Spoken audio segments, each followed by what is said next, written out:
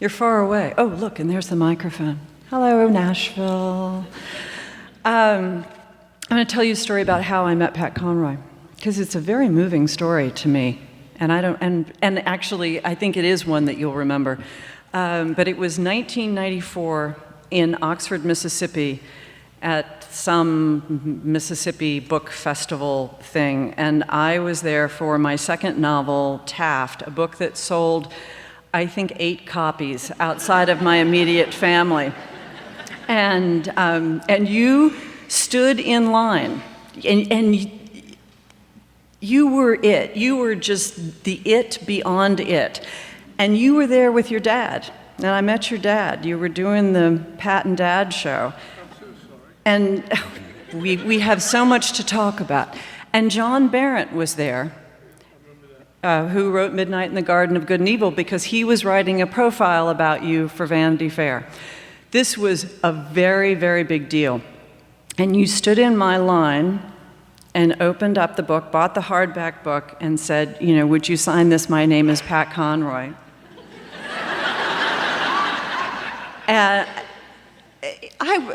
Nothing like that ever happened again. That was a huge, huge deal. Then about 6 years ago, I was at Duke at another one of those things, and I was with Bob Butler, and I was meeting him for dinner, and we were in a hotel lobby, and I came across the lobby, and Bob was talking to you, and Bob said, do you know Pat Conroy? And I said, no, I'm Ann Patchett. And you said, I know you. I stood in your signing line in Oxford, Mississippi in 1994 and bought your novel, Taft. And you said, but you weren't Ann Patchett then, were you? You're good, mister. That was very meaningful. So now I get to say thank you. We're really, really glad you're here. And because I am starting book tour on Monday, and this is Pat's Pub Day. This is a huge deal. It's a huge deal that he's here, and it's a huge deal that he's here on Pub Day. So.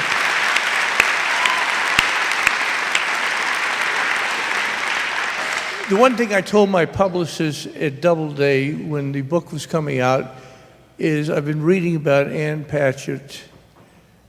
Her bookstore, Parnassus, is a bookstore, an independent bookstore.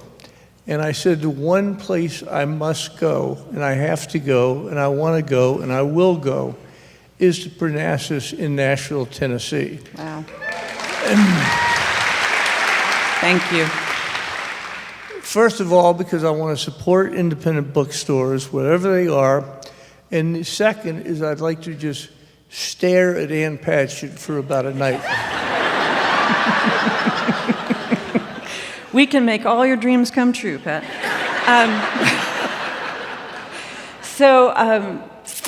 How are you feeling about book tour? And I really, them aside, I need to know, how is this, how will this be, how has it been? You know, it's, book tours are very strange to me. You know, book tours are, when I meet you all tonight, and I have my mother on my right shoulder. Hi y'all. And I hear my mother saying, look them all in the eyes, son. Make sure you ask them where they are from. Ask them one question about themselves. Pretend that you're interested, even if you're not. And so my mother's good manners always comes into tours for me. And I like that. I'm glad that happens. And you also get to meet your readers for the only time in your life. I can't do the, I understand I have a Facebook page. I do not know how to get on Facebook. No, I've never looked at Facebook, and I don't want to. I just don't even know how to do it. No. And I've got someone told me I had a Twitter account. I don't even know what that is. So the way that I connect with readers is, times like this, when, when I can't see them, Yet I know they're out there, and I know, and they will tell me about what they're reading, and I will tell them about, what I've been writing. And I like that connection you have with your readers on these tours.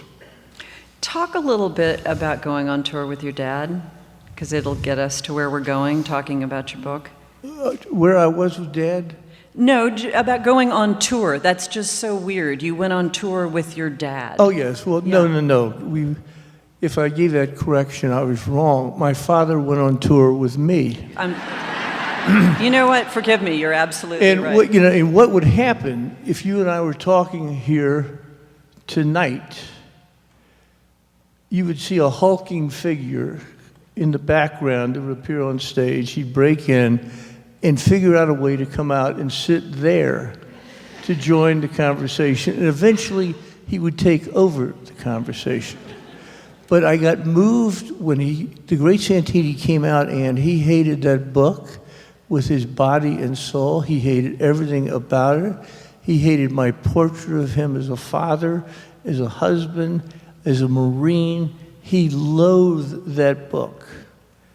But I was attacked by his family enough that as I was signing the great Santini, and those first books you just mentioned, I had, I think, 12 intergalactic sales during that season. But I noticed Dad would come and sit beside me. And he got in the habit of signing my books with me. Now, for Dad, he would sign this way with the great Santini. I certainly hope you enjoy my son's work of fiction, and he would underline fiction. He'd underline fiction 5 or 6 times. And he said, my son certainly has an extraordinary imagination. And he would sign, oh, lovable, likable, Don Conroy, the great Santini himself. This is kind of normal for the great Santini. He did it for every book I wrote after that. Bless. One time I had a big signing in Charlotte of 4 or 5 hours. Dad was beside me the whole time. And I got to translate it this way, and it may be wrong. I thought it was my father, who was an inarticulate man with love. It was his way of telling me he loved me. Because when the Prince of Tides came out, and I said, Dad, what are you signing the Prince of Tides for? And my father, in his great modesty, said, I am the seed, son. I am the source. And I said, Dad, you sound like it's a cattle food shop. But it was his way of participating in a creative event that I came to appreciate very much. Well, I guess that's what I want to know. Did you come to love having him there? Was it okay ultimately that he was there? It was, he made that okay with his, I've never seen a guy change because of a work of fiction. But I think Dad made an effort, and my mother divorcing him at the same time. And, my father, now here's my father. Okay, son, and I went to talk with Dad, and I said, Dad, and he's weeping, which Dad never did. He's weeping, oh, I've got divorce papers from your mother. And he's crying. We're at Manuel's Tavern in Atlanta. He's weeping and crying. And I said, Dad, do you see what you did wrong now? Do you understand what you did wrong? And poor Dad going, yeah. And I said, what do you think it was, Dad? And he said, I was way too easy on your mother and the kids. I should have cracked down harder. And I look at him from across the table. I said, Dad, Caligula couldn't have cracked down harder. And he said, no, he goes to the judge. My mother has given the judge a copy of the great Santini and said, it's all here, Your Honor. My mother and sister testified on scenes in The Great Santini I had invented, I had made up. So, and Dad gets up in court, and this is in Beaufort, South Carolina, he says, "You cannot divorce me, Judge." And so the judge, rather surprised, said, "Oh, really, why not, Colonel?" "Because I am a Roman Catholic." And when the family hear this, we all, and he said, "I was married forever, and this court has no power to divorce me and Peg." He was divorced about 5 minutes later. But it was Dad. It was that, that Marine, hard-charging guy that never changed. When you sat down to write The Death of Santini, did you go back and read The Great Santini again? No. I found it too painful. I can't read any of my own work. I can't. And I just found, and I think, first of all, I think, how did this get published? This stinks. But also... No, you didn't read it. How do you know? We read it. We really liked it. And I just didn't, and I've been attacked about it within my family so much, that I know where I screwed up with it. And it's in my father's family from Chicago Irish. Holy God. They have hated that book and hated that book, but I didn't need to. Those things, I remember my first memory. They had, one of these little things they get us to do all the time, like Penn. Yeah. Penn had me go up with a thing, and it was 5 minutes, your first memory. My first memory was of being in a high chair, and I was in a base in El Toro. And I remember my father beating my mother, backhanding her to the floor, with her trying to stab him with a butcher knife. And I remember my face, my whole baby face, inflamed, and I didn't know how to talk then. And what it was inflamed with, I later realized, was hatred. And I didn't know there was an English word for hatred. So I didn't have to go back for that. That is always with me. That lives with me every day. I don't have to do research on it, study it. It is there. Well, I'll tell you what's interesting, because to do this, I read Prince of Tides, Great Santini, Death of Santini in a row to get up to speed. I hadn't read Great Santini since, I was in college. It's a remarkably mild book. I think you would be surprised. The violence in that book is nothing compared to The Prince of Tides, and nothing compared to Death of Santini. I think you really soft-sold it. Here's what happened to me on that hand. And, why it is such a penetrating question and a troubling one. I've had great editors in my life, starting with Shannon Ravenel, Jonathan Galassi, Nan Solis. I had an interim editor named Ann Barrett, who I think was in her 80s when she took it. And you have never seen, she looked like a figure that would go to a baseball game with Marianne Moore. I mean, she just had that look. I would write her these things, and instantly she would write back, "Pat, no one will believe this character. He's too mean. He's too horrible. He's not believable, and we will not publish your book." So I kept trying to add scenes, and I got my brothers and sisters together, and I said, "Did Dad ever screw up and treat us nicely when we were growing up?" And I was very serious. And we would think, and we were 7 of us then, and we'd think, and I'd think, and finally they came up, "No." I said, "You get us a hot dog?" "Nah." "Take us out for an ice cream cone?" "Nah." "Take us to a ball game?" "Nah." We could not come up with anything. But Ann Barrett would not believe a guy was knocking us all over the place, hitting us, beating my mother to a pulp. She would not believe it. So I cut that out and I made up stories that I'd like Dad to have done.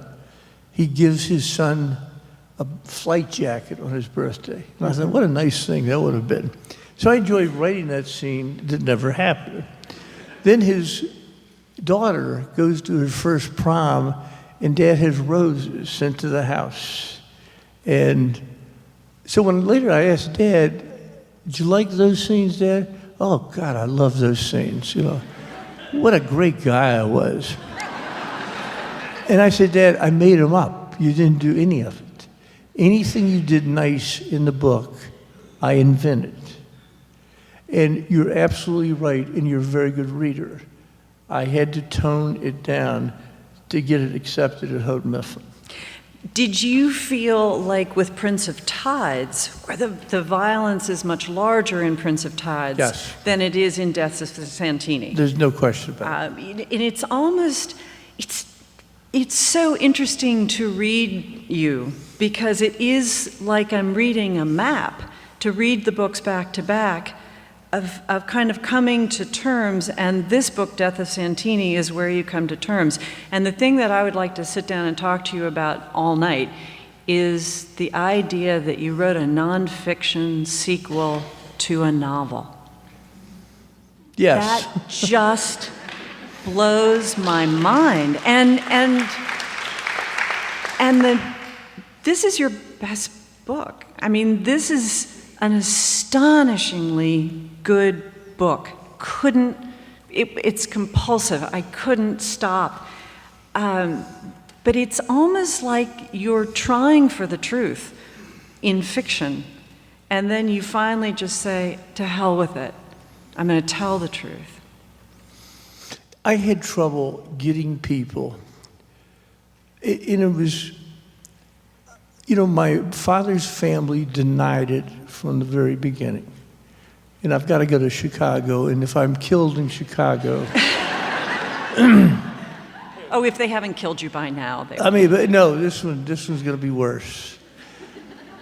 You know, but it is these things that I thought life would get normal. I really did. I thought that, you know, you grew up in a family like mine, and life could get okay.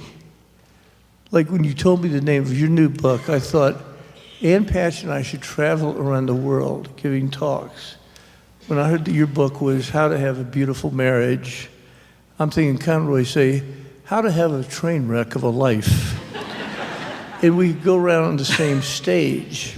But Sign me up. My feeling was, if I could simply get this out of me, you know, that it had poisoned me, it had poisoned everything about me.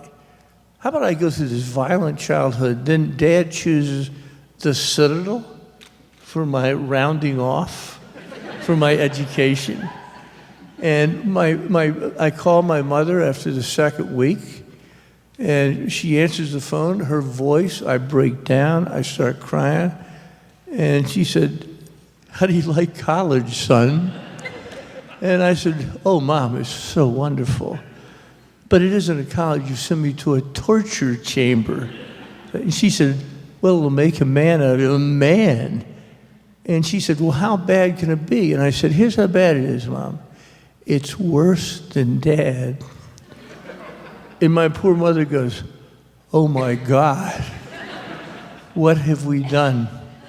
But it seemed to me to be a constant of, you know, turmoil, that I brought this into the lives of the women I love, the children I love, the friends I've had. I've brought it everywhere. I've spread it out everywhere, and it has bothered me.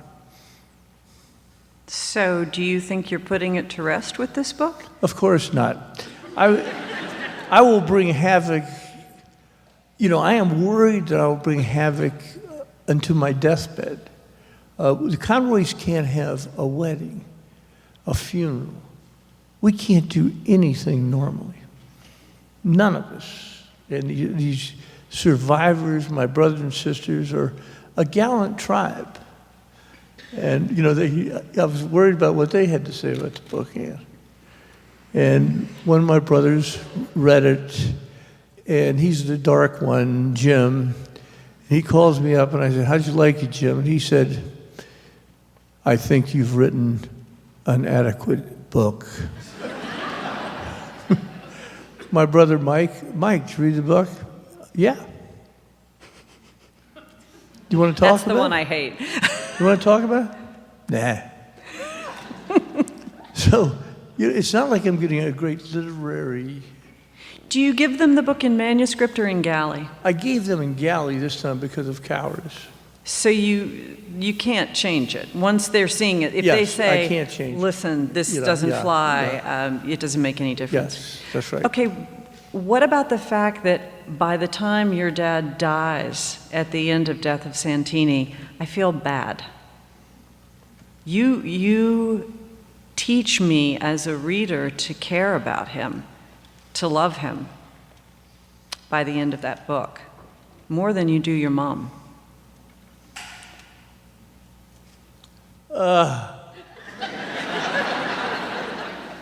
I knew I shouldn't come to Nashville. I'm sorry, you know? I understand. And it disturbed me also. My mother, I simply adored. She went crazy toward the end of her life, and that craziness, it really darkened some of my brothers and sisters' view of her. Get your mic back up. Huh? You're losing Oh, your... I'm so sorry, because these are mean people that yell at me when they can't hear me. But, you know, with Dad, and there were things about Dad's death that were so moving. And Mom died at 59, and we did not get the chance to grow up enough to accept. Her death was just tragic and horrible. And Dad, we got a chance to see him, and his death was slow. We got to prepare for it. And when, you know, he was dying, you know, there were moments of what I thought were truly, you know, amazing incidents. When you probably read this when Dad was actually dying, we split time up with the 6 kids. Right. And, you know, 6-hour intervals, because we wanted to give Dad a good death. We wanted to, you know, take care of Dad and make sure he was comfortable, make sure he knew he was loved, and all this stuff. And I came over, you know, for a morning shift, and I hear my sister Carol, who's a poet in New York, the most articulate, you know, of all of us. And I hear her screaming at Dad. And I walk inside, and Dad he's going to be dead in 3 days. I mean, it's soon. And Carol is screaming this, Ann. You got to tell me you love me, Dad. You got to tell me you love me. And she has tears streaming down her face. You got to tell me you're proud of me, Dad. Proud of my life as a poet. You know, I've made a life as a poet, and it's been hard. It's been in New York City, and I've done it by myself. But you gotta tell me you love me, and you gotta tell me you're proud of me before you die.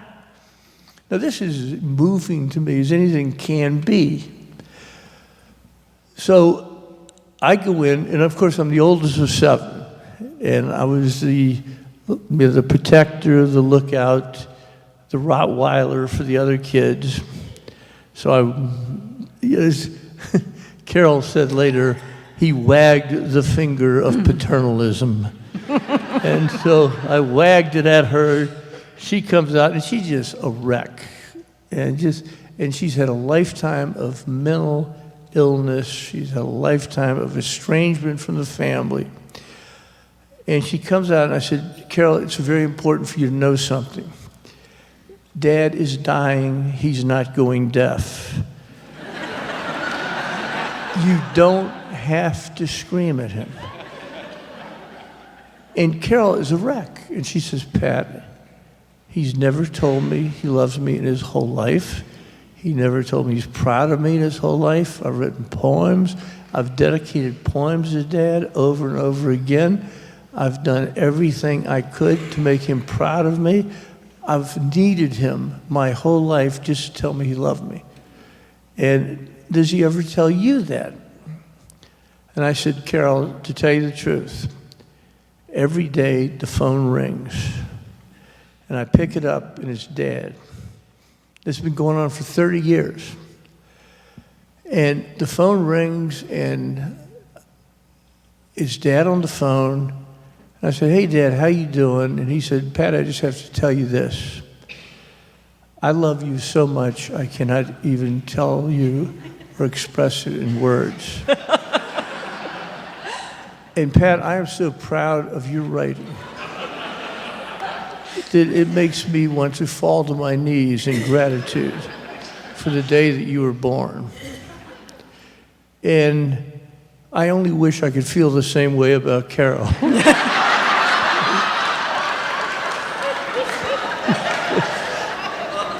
Which is the perverted Conroy humor. Okay, And finish that story, because the punchline of your brother-in-law, okay. that's... You've read the book, and that's cheating. Nobody reads the book on a tour. So I said, Carol, I'm joking. Dad cannot tell us he loves us. He cannot tell us, he's proud of us. It's the great Santini dying in there. It's not Bill Cosby, okay? We know that. We got to learn how to translate Dad. And, the translation it isn't that hard. Dad has tried to show us he's loved us in his own way. Well, I get Carol to come back in. So we are sitting there, and my redneck brother-in-law, Bobby Joe. Now, I ain't got to explain to no Tennessee audience what a redneck is, okay? But when I tell you Bobby Joe makes your relatives look like Rockefellers, and you cannot figure out who your brothers and sisters are going to marry. That is part of life. It is most difficult. Bobby Joe comes in, and as redneck as they come, and he looks over at my father and he goes, hey, old man, how you feeling? Dad would be dead in 2.5 days. I hear him say it in a weakened voice, I love you, Bobby Joe.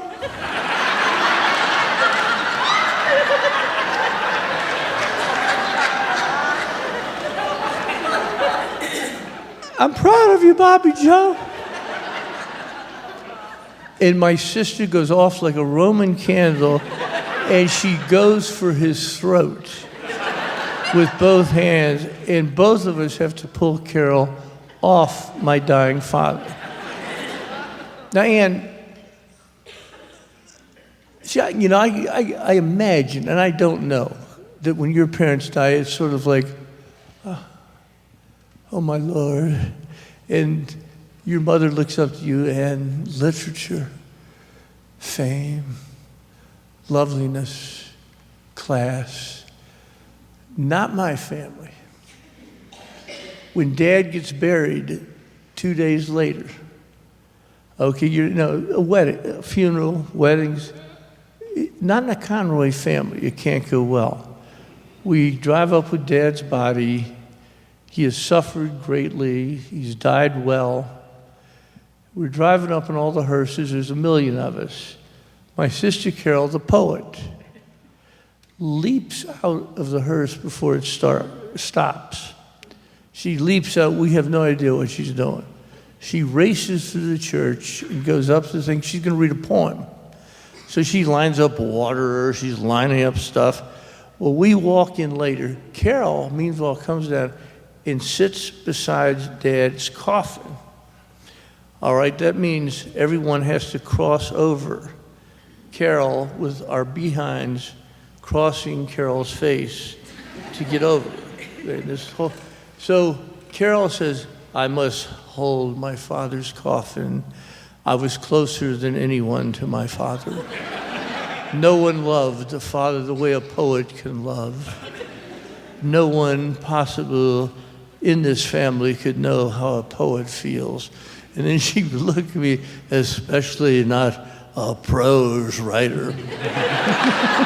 And so I end up and I crawl over Carol, and we're used to Carol, we're used to something. So the things start. Now my Uncle Jim, a priest in Chicago, Dad's brother, he does a ceremony. So it all starts, and it's going to be a solemn high mass in honor of the great Santini. Okay, in Catholic Church, that's big stuff. The mass is going on for about 5 minutes when I get a note from somebody, and I've never received a note at the funeral of my father. So this is, I'm a little curious, but I look down, and we have a thing that I'm looking at of how the ceremony is going to go. I'm going to read a eulogy, and first Carol is going to read a poem, and I get this note that says, Pat, I have decided that poetry is a higher form of art than prose. I come thinking, I can't quite have this argument here. And she said, you give your prose eulogy for Dad, and I am not going to let these mumbo-jumbo priests tell me when to give my poem.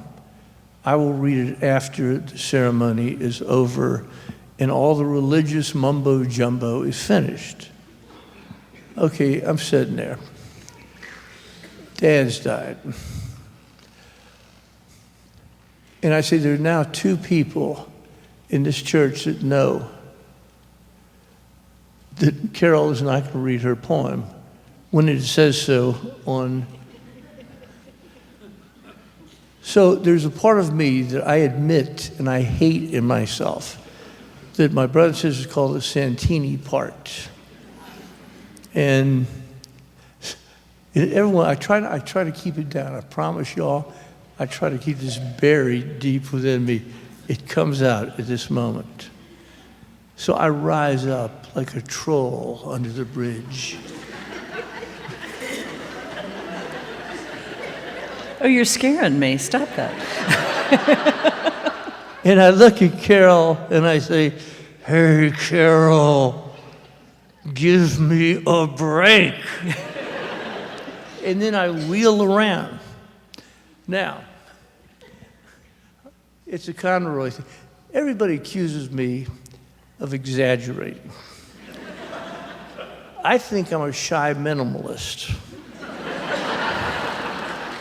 What happened next, it doesn't happen to anybody but a Conroy. I turn my back, I am enraged, red-faced, horrified. I'm about to beat Carol up over my father's casket, just beating her to a pulp. When I turned around, my brother said later, Pat, you missed it. Carol went down on one knee in the pew. Okay, translation time again, ladies and gentlemen. She goes down on one knee, and there is a common expletive in our language, never heard in Nashville, Tennessee, because of the religious nature of the city, but the first word begins with F, and the second word begins with Y. Carol goes down into a crouch and begins shooting me the bird. And she's shooting me the bird, saying the F-U word out loud.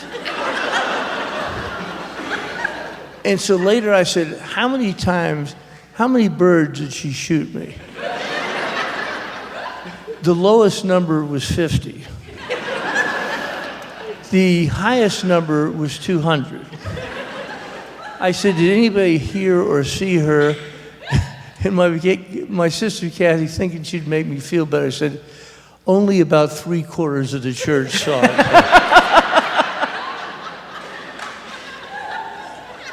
But Ann, this is the kind of thing that, that haunts me and follows me and hunts me down, whether I want to or not. This is so confusing, though, and this is your brilliance. You're making us laugh. You're making us laugh. I laughed my head off through this book, and it is a tragedy. I mean, it's the saddest book in the world, and I was gasping. I was laughing so hard. See, Ann, I cannot. And I tell you that these are horrible stories. When I had a brother commit suicide, it's the worst things ever happened to us. He was the youngest brother. He was a paranoid schizophrenic. He leaps off a building, 14-story building, in Columbia, South Carolina, and he is a disaster, Ann. I mean, we have to bury him almost the next day because it's the middle of August, and his head is just, everything has come apart. And they scrape him up. And we've got to get this thing together. And my father, and Dad, he gets on the phone. I said, Dad, are you okay? And my father, again, is crying so hard. And he says to me, and this nearly broke my heart, Ann. He says, Pat, I lost my baby boy. You don't know what it's like to lose your baby. And I remember Tom, when he first was born. And I remember milking and giving him milk at night. And, I remember holding him because he was a sickly child. And I'd walk the floor all night with Tom. And so, Dad, we get down there. We have another funeral. And everybody says, oh, God, what is going to happen now? But what could happen? So I get to the funeral. Carol realizes she's not a pallbearer. And she screams at us, you, my sexist pig brothers, my horrible patriarchal brothers, women, you hate us all. You despise us all. Why do you do this to women? Okay, we can't get, good gosh, Carol, let's discuss feminism before we get Tom into the grave. And she says, I will be the one, the head pallbearer. Poor Bobby Joe, the redneck, gets kicked off. And she says, my shrink Naoko has told me that the Conroys are a toxic family, and I should have nothing to do with it. I said, oh, Naoko, what a genius. I've made millions of dollars off the fact that we do have a toxic family.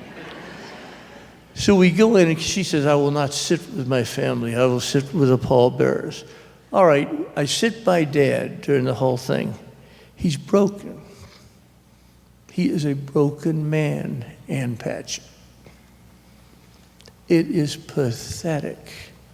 He is crying so hard doing this. I'm squeezing his shoulders. I'm doing everything we can. My youngest sister's wiping his face, tears streaming down. Now, Uncle Jim, my priest, Dad's brother, comes out. And he looks down and he says, today, ladies and gentlemen, we have gathered together in celebration of the life and death. And he looks down and he says, Timothy Conroy. Tom killed himself. Tim was sitting behind me. So I leaned back and I said, Tim.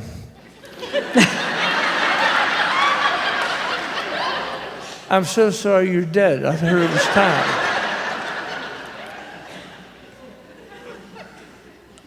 Okay, and meanwhile, my sister Carol has been crying so hard, and Carol keeps telling us, Ann, the whole time over, Tom was the only sane member of the Conroy family.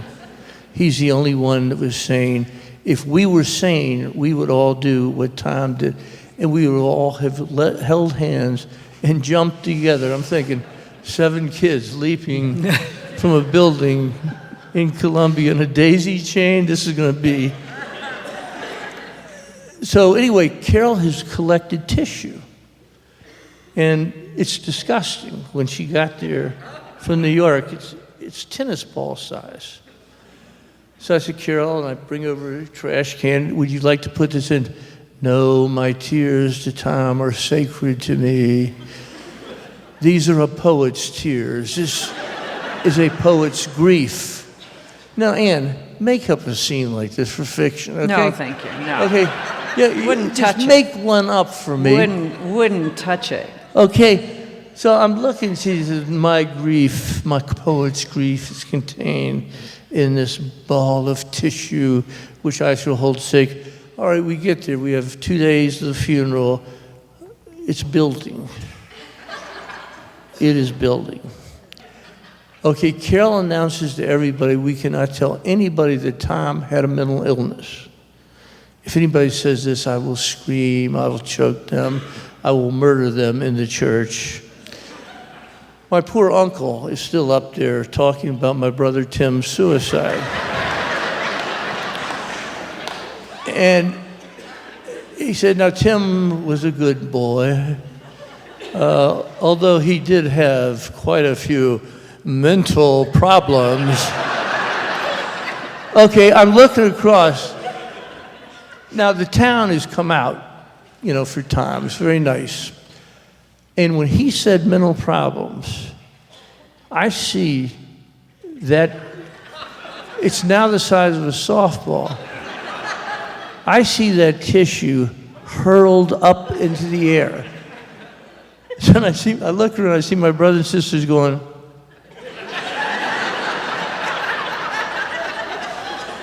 And my brother Jim goes nuts, and he says, who's throwing a damn softball during Tom's funeral?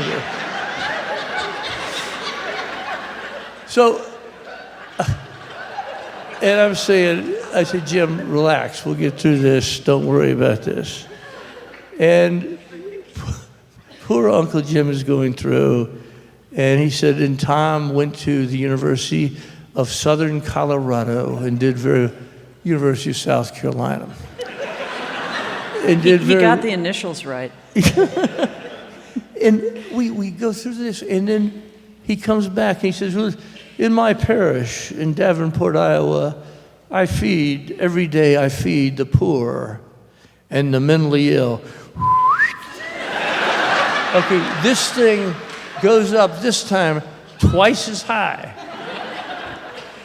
And I see it's a longer arc of people looking, watching it come down. All right, I'm praying for this funeral to be over by this time. Carol gets up to read a poem, man.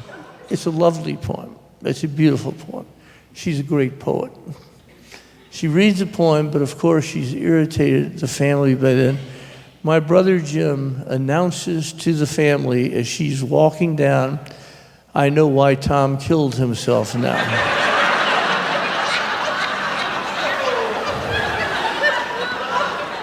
He always hated crappy poetry.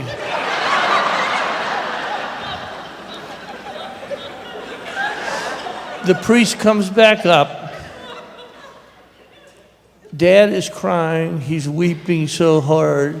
The priest comes back up and he says, even my brother Jim, or brother Jack, is a paranoid schizophrenic and has the worst mental illness I've ever seen.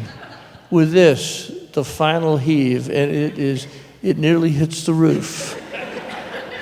It goes up, and I look back to the audience, and the entire audience in Beaufort is going.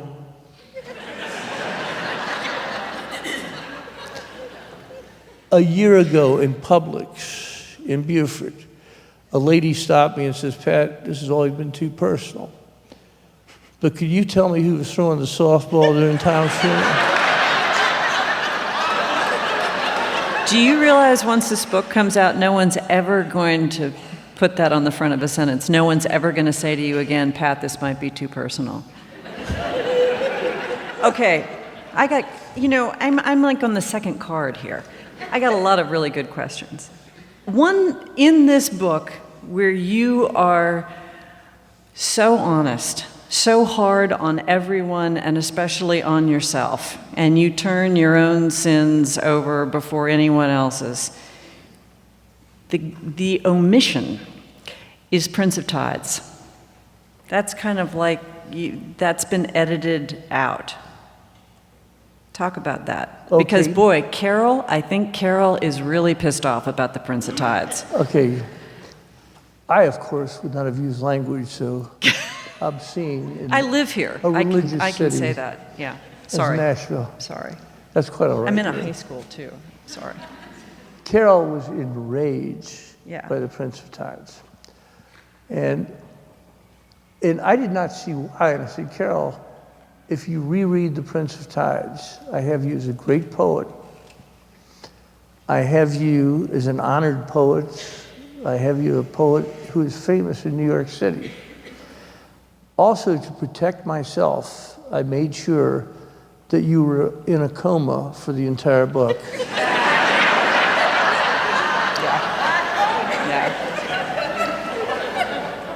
And I thought this would lead to some protection. And Carol always has this thing, and it's a legitimate argument. And I would love to see Carol write a book giving her side of this story. I would pay for that book. I would love to read it. Because when I tell you she's smart, when I tell you she's talented, when I tell you she's gifted, it's more than that. She was the most precocious kid I'd ever met in my life. I mean, I just was this little kid marveling at the, she was 5 years old. The same girl from the Prince of Tides, 5 years old, comes up to me and says, Pat, I've noticed something. I said, what's that, Carol? And she always seemed older than me. I said, what's that, Carol? She said, our parents are nuts. I said, oh, I was 7. I said, oh, not mommy and daddy. And I did all the stuff, a 7-year-old boy would do. And she said, nah, I've looked at television. I've looked at Father Knows Best. And I've looked at all these things, Leave It to Beaver. And she said, you see the way they treat each other? I mean, they're nice to each other, nice to their kids. You don't see your mother flying through a plate glass window at the end of an evening. And she said, you watch. They're going to turn out to be nuts. Then she said something else. It's going to hurt us. And she was perfectly right. And The Prince of Tides, it pained me because, she said she wouldn't read it. Her friends, she has big shot friends in Atlanta, in New York, that wrote me the meanest letters, you've ever heard. But I've always been afraid to talk about The Prince of Tides. One, because it was the most successful book I'll ever have. And This one might be. I mean, You might outdo yourself. But I mean, it is, in success in my family is you're not supposed to act like you're successful at all. And when I go up to Chicago, there will be the Chicago relatives in line. I have a 300-pound nun, Sister Marge, will be there. And she'll be in the back of the line. She'll say, here's what you get. In a normal life, and this happens to me every time I go to Chicago, I don't never tell them I'm coming. And they find out, and Sister Marge, I'll hear her voice, and she'll say, hey, Patty boy, it's your virgin aunt. And There's an image for you, huh? And they just all seemed mean to me when I was growing up. And my southern relatives seemed like the nicest people on earth. And I never saw the Chicago people. Uncle Jim, who thought Tim had killed himself, could not pick us up out of a police lineup. He had no idea who we were. But The Prince of Tides has always been both a glory in my soul and a great wound. because I don't think I would have written it if Mom had been alive. Well, that's an interesting thing to think about, because what if you had written a version of this book first? What if you had just told the truth about your childhood first? What would that have done to you as a writer, as a novelist? Okay, here's what would have happened, and I can answer this honestly, Ann. Father Jim is at the podium. We have come here to celebrate the life and death of Pat Conroy. He was killed by my brother, who is now in federal penitentiary, in a fit of rage. I could not have done it when I was younger. I was still too full of denial. I had to go through therapy. I had to find out things about myself I did not know. I'd have to find out things about myself I hated, and I couldn't have written it then. Years ago, I was having lunch with Dorothy Allison, and she was trying to write a book after Bastard out of Carolina. And she said to me, "I'm afraid that I only have one story to tell." And at that moment, I realized that I only had one story to tell, and that probably everybody only has one story to tell. So if you've got one story and you feel like this time, you've been kind of coming at it from a lot of different angles, and this time you went straight down into the middle and blew it apart, where does that leave you now? Well, here's where it leaves me. I've always wanted to write Microphone. Here's where it leaves me. I think to be corrected by Ann Patchett is a beautiful thing. Only because we want to hear you. I understand. I'm kidding you. Here's where it leaves me. I've always wanted to write an Atlanta novel, because there's not many of them. No, there's one really big one. And I think there's one. I just think these cities.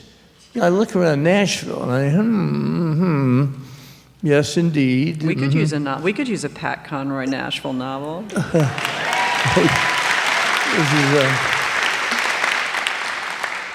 My Nashville, the only time I've been to Nashville is I wrote a novel about what I know would be the sexual innuendo of Ingram books and the wild and unspeakable women that I have met out there in the various books of my career. We'll talk about Some that of them are here backstage. tonight. Yeah, that'll be entre nous. So what next? I think now you've done this. Now you've done the thing Right. that you've been angling around. And here's what I worry about now. I heard this conversation. My children are now terrified. That you're coming after their stories? Yeah, and I haven't written my children yet. And I said, Wow. "Do you remember your teenage years, girls?" Wow. And I used to tell my girls, I said, "Girls, okay, I'm not going to be very tough on you. I would like each one of you to date a guy I don't hate." That's the only thing, the only rule I have. But there's so much to write about, the friends you make. There's a literary life. I haven't lived a very, active one, but it's interesting to me. People getting together, writing books, conceiving books, making careers. And as you know, it's hard to make a career. It's hard to make a career out of what you do, and you love what you do. And, so there's in friends that I've made along the way. Yeah. Their lives, I'd love to write about some of those friends. Some of them, I would love to destroy their lives as they are living it right now. But And man, you could do it. I find life goes on and keeps giving you material over and over again. Thinking about what you just said about writing or not writing about your children, you have said rather famously, and no doubt this will be the quote that will dog you all through book tour, that you don't believe in happy families. If somebody says to you, "I had a happy family," you'll say, "Give me an hour and I'll take it apart." So do you believe in happy people, happy marriages, happy childhoods. I believe there's been one happy marriage in America thus far, and I'm about to read about it in your new book. It is actually. It's good. It sounds cynical, and I know this, but you know, when that story first came up was when this beautiful couple came up to me, and I think it was in Atlanta. I think it was in Riches, and y'all know the type. Okay, take the handsomest fraternity boy, K.A. at Vanderbilt. Take the Tri-Delt, the prettiest Tri-Delt girl, looking something like Ann Patchett, okay? Give me a break. Take this couple, and they come up to me in Atlanta. The Prince of Tides has just come out, Ann.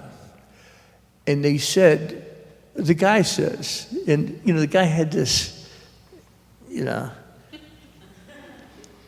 I just met Ann's husband. He had this Swanee-like arrogance to him, this. And he comes up and he says, "Hey, Pat, your family's crazy, aren't they?" And I said, yeah, they're kind of crazy. So I said, "How's your family?" "My family's great." Now, you think about in this audience what you would say to me. "Oh, my family's great. My family's wonderful. My family's fabulous. My family's perfect," this guy said. And I said, "Okay, pal, let's be honest. How far do I have to go to find the first crazy in your family?" And please play this game along with me.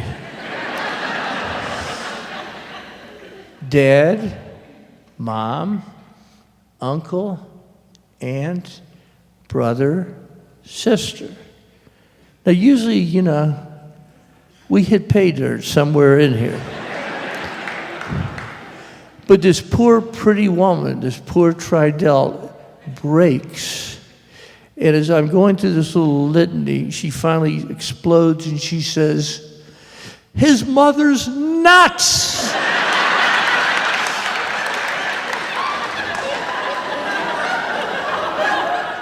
And I know there are families that are not like this, because I've seen them.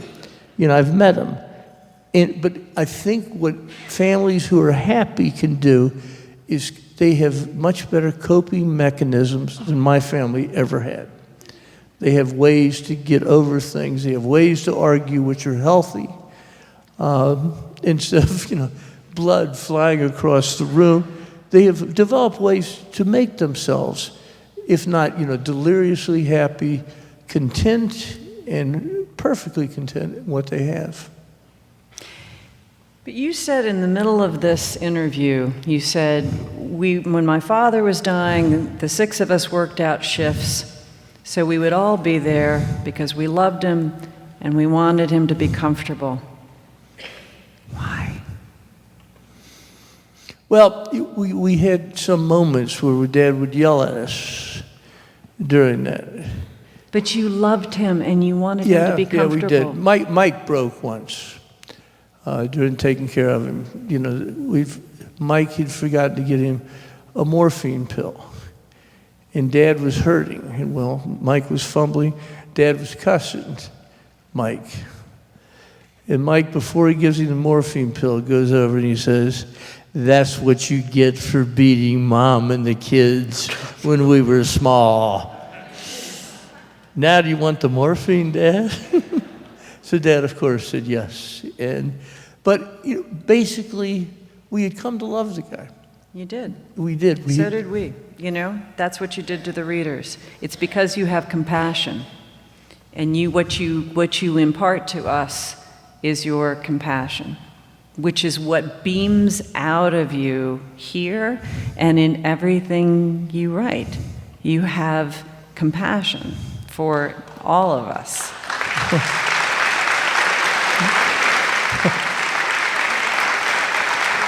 A lot of people don't, and to me that is a real version of happiness, to be able to look at someone and say, "I see you completely for what you are and what you've done, and I still want to be there when you die. I still want to hold you. I still am going to love you. That's a version of happiness that is profound. And that's what you really get in this book, which is why we're going to end here, and you're all going to line up and buy it. And you're going to get signed copies for your friends for Christmas. It's a brilliant achievement. I'm proud to know you.